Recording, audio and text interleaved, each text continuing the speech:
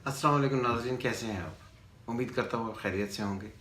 Channel subscribe करें, साथ में बेल आइकॉन ज़रूर दबाएं ताकि जो वीडियो मैं अपलोड करूँ वो आप तक पहुँचे। आज हमारा मौजू है मार्स यानी कि मरीख़, एक्सॉल्टेशन यानी कि शर्फ़ पर जब आता है तो क्या करता है और कैसे आता है। ये बहुत अहम कॉन्सेप्ट है और दुनिया की हर एस्ट्रोलॉजी में ये कॉन्सेप्ट है कि मार्स और ज़ोहर यानी कि सैटर्न, मार्स एंड सैटर्न ये आपस में दुश्मन हैं। अब हमने ये सारी ज़िंदगी या एस्ट्रोलॉजी में यही पढ़ा है कि जो जब कोई सैयारा अपने दोस्त के घर जाता है तो जाकर सुकून में आ जाता है या पॉजिटिव हो जाता है, या अपने घर में आए तब पॉजिटिव हो जाता है। अब ये कैसे हो सकता है कि एक सैयारा दूसरे के घर पहुंचकर एनिमी के घर जाकर एक्सॉल्टेशन इख्तियार कर ले। ये बड़ी इंटरेस्टिंग बात है और बड़ा चैलेंजिंग किस्म का काम है। ये बहुत सारे लोगों को इस बात का पता नहीं, मैंने इसलिए ये अपलोड वीडियो की है ताकि लोगों को ये बात समझ आ जाए कि ये मार्स जो है ये कैसे जाकर दूसरों के घर में या सैटर्न के घर में, जो उसका सबसे बड़ा दुश्मन है, उसके घर में जाकर स्ट्रांग हो जाता है। सबसे पहले तो हमें समझने के लिए ये समझना होगा कि एस्ट्रोलॉजी जब शुरू होती है तो पहला घर है एरीज। एरीज वाले वो लोग हैं जो 21 मार्च से लेकर 22 अप्रैल तक पैदा हुए हैं। इनका लॉर्ड मार्स है, इसलिए जब भी एस्ट्रोलॉजी स्टार्ट होती है तो मार्स सबसे पहले डोमिनेट करता है।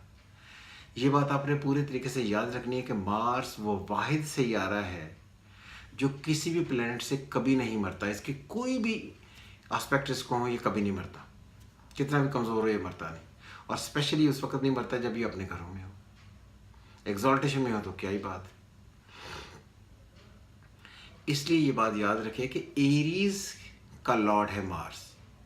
एरीज से जब आप कैप्रिकॉर्न को गिनते हैं तो Aries, Taurus, Gemini, Cancer, Leo, Virgo, Libra, Scorpio, Sagittarius, Capricorn 10th house.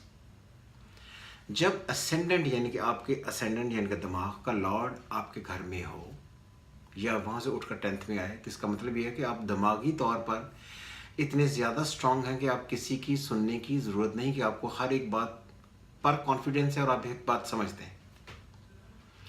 इसीलिए कहा जाता है कि असेंडेंट लॉर्ड जो होता है अगर वो मजबूत बैठा हो या अपने घर में बैठा हो तो 11 बाकी घरों पर भारी होता है। तो मार्स की जब हम तारीफ करते हैं तो मार्स हम कहते हैं कि ऐसा सैयारा है जो इमोशनल है, स्ट्रेंथ देता है, आदमी को काम करने के लिए आगे बढ़ाता है, पावर देता है, एक अग्रेसिवनेस लाता है, एक एनर्जी देता है, एक सोल्जर है। इन सारी चीज़ों से मुराद ये है कि बहुत किसी ऐसी चीज़ के जिक्र हो रहे हैं जो बहुत कॉन्फिडेंट और बहुत फिजिकली मेंटली स्ट्रांग है। जब एक आदमी बहुत इमोशनली मेंटली स्ट्रांग होगा फिजिकली, तो क्या वो किसी और की बातें सुनेगा? कतई तौर पर नहीं सुनेगा। इसलिए असेंडेंट लॉर्ड का असेंडेंट में होना या असेंडेंट लॉर्ड का एक्सॉल्टेशन में आना बहुत पॉजिटिव होता है। अब ये है कि वहाँ से ये उठा एरीज से, एरीज का लॉर्ड आकर 10th में एक्सॉल्ट हो गया। 10th है दुश्मन का घर, जिस तरह मैंने पहले कहा, Aries, Taurus, Gemini, Cancer, Leo, Virgo, Libra, Scorpio, Sagittarius, Capricorn, which is 10th house from Aries. Aries से जब 10th हाउस में आता है तो 10th हाउस अब किस चीज़ को रिप्रेजेंट करता है? वो तमाम कोशिशें करके जो आप ज़िंदगी में पैसा कमाते हैं, पेरेंट्स की तरफ से जो आपको, वालिद की तरफ से जो जायदाद मिलती है उनका, दुनियावी ओहदे का, रुतबे का, मर्तबे का, स्टेटस का, स्ट्रेंथ का, सोशल प्रेस्टीज का, ऑनर का।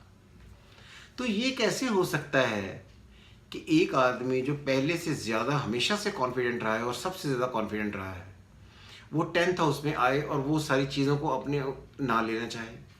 जैसे एक आदमी, आम आदमी की मिसाल देते हैं कि एक आम आदमी अगर इस ओहदे पर आ जाए कि वो अपने आप को बहुत मजबूत हो, मजबूत समझना शुरू करे, तो उसको ये लगता है कि उसे दुनियावी तरक्कियाँ जो हैं वो भी मिलनी चाहिए। तो इसलिए असेंडेंट लॉर्ड का उठकर 10th में आना, यानी कि एरीज का मालिक 10th में आना जो है वो एक डिफरेंट किस्म की एक स्ट्रेंथ दे जाता है। इसीलिए कहते हैं कि जब भी मार्स एक्सॉल्ट हो तो आपकी ज़िंदगी में ओहदा, रुतबा, मर्तबा, स्टेटस, ऑनर, रिस्पेक्ट, फेम, रुपया, पैसा, banks, accounts, finance, commerce, maths, calculations, ये सारी चीज़ें जहाँ जहाँ पर कैलकुलेशन और फिनांस आएंगे इनमें बढ़ोतरी लाता है। इसलिए मैं समझता हूँ कि मार्स का कैप्रिकॉर्न में आना और सैटर्न का अच्छे बैठना ये एक नेमत है। जो लोग मार्स कैप्रिकॉर्न में लेकर पैदा हुए हैं वो लकी लोग हैं। दूसरी बात सबसे इम्पॉर्टेंट ये है कि मार्स 9 प्लैनेट्स में से वो वाहिद प्लैनेट है जो 5 मुख्तलिफ जगहों पर जाकर अल्टीमेट स्ट्रांग हो जाता है, और कोई प्लैनेट ऐसा नहीं है 9 प्लैनेट में से जो 5 जगहों पर जाकर अल्टीमेट स्ट्रांग हो जाए। इसलिए मार्स को एक डिफरेंट किस्म का एज है, जिसकी वजह से ये दूसरों पर एक डिफरेंट स्ट्रेंथ शो करता है। 5 जगहों पर जाकर जब मजबूत होता है तो इसका मतलब ये है कि वैसे भी ये पहले तो ये असेंडेंट का लॉर्ड हुआ, 11 घरों पर वैसे भारी हो गया, फिर उसके बाद ये 10th हाउस में आकर और ज़्यादा स्ट्रांग हो गया।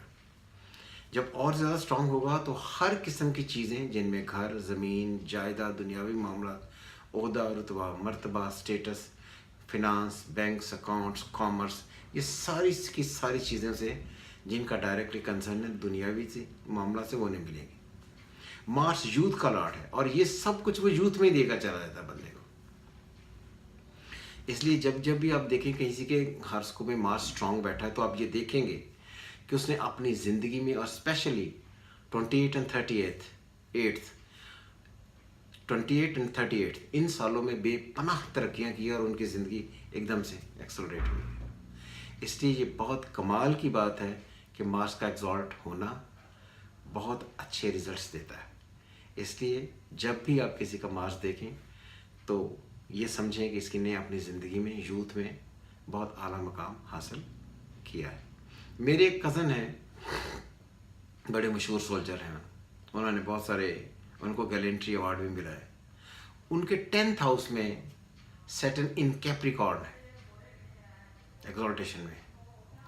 जब भी सैटर्न एग्जॉल्ट कैप्रिकॉर्न में आएगा तो इंतहाई तरक्कियाँ दे जाएगा, और गैलेंट्री अवार्ड मिलने का मतलब ये है कि बहादुरी की वो कंडीशन है, वो स्टेटस है जहाँ पर उन्हें अवार्ड दिया जाए उस बहादुरी की वजह से। इसलिए मार्स का कैप्रिकॉर्न में आना एक बहुत बड़ी नेमत है। जिन जिन लोगों के हैं विद अच्छा मार्स, अच्छा सैटर्न, उनकी ज़िंदगियाँ हमेशा अच्छी गुजरेंगी और वो अपनी ज़िंदगियों में ही उन बुलंदियों तक पहुँचेंगे जहाँ उनको पहुँचना चाहिए। मेरी आज ये वीडियो जो मार्स की एक्सॉल्टेशन पर थी, उम्मीद करता हूँ आपको पसंद आई होगी।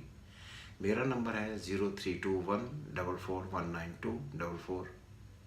आपको कोई ऐसा सवाल जो एस्ट्रोलॉजी पामिस्ट्री में तंग करे, जिसकी आपको समझना है, आप मुझे कर सकते हैं, मुझसे पूछ सकते हैं। किसी किस्म की कोई प्रॉब्लम नहीं है। खुदा हाफिज़।